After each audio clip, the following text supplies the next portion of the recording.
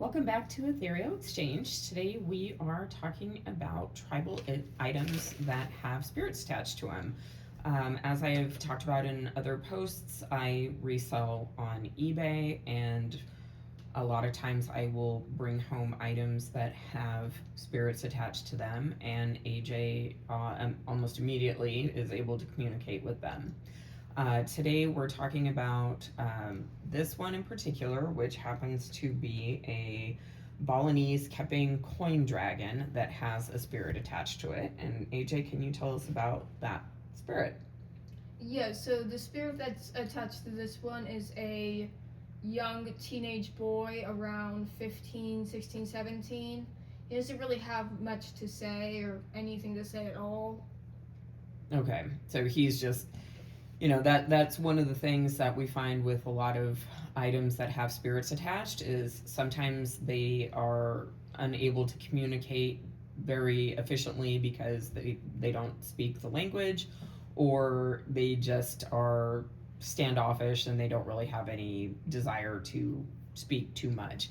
As far as this in the middle, this is a Borneo headhunter Dayak, which is a child carrier, almost like a Native American papoose.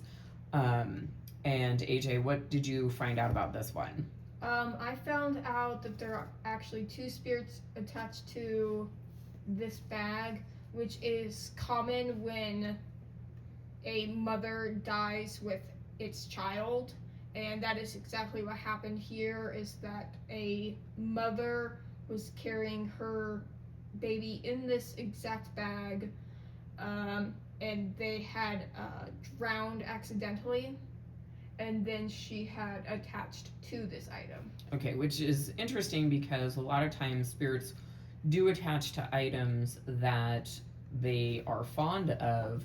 This is kind of a unique item because they actually this was part of them. This was with them when they died. So it's kind of unique that they attached to that based on how they passed away. Okay, so then the last one is this guy right here, who is an African tribal mask from the Sangi Kifwebi tribe from the Congo, formerly known as Zaire. And what is it that you can tell me about this guy? His appearance in the spirit world is that he is a very large man.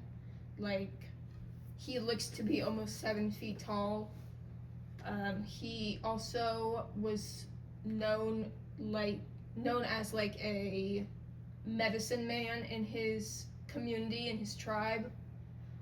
He would help out the healers there, like almost like our this day nurses. Okay. And they would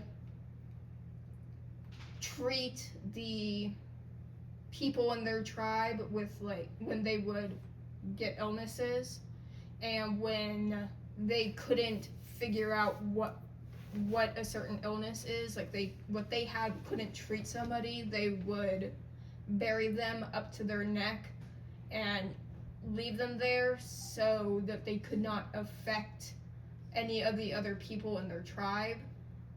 But when they did do this, they still like fed them and whatever to like keep them alive, to see if they could figure out how to treat them. They just didn't want them to infect anyone else. Yeah, basically they segregated them away from the tribe to keep everybody else healthy. Yes. And hopefully they lived, but if they died, they were already buried. That was it. So. All right. Well, cool. Thanks for this little bit of wisdom in regards to tribal items.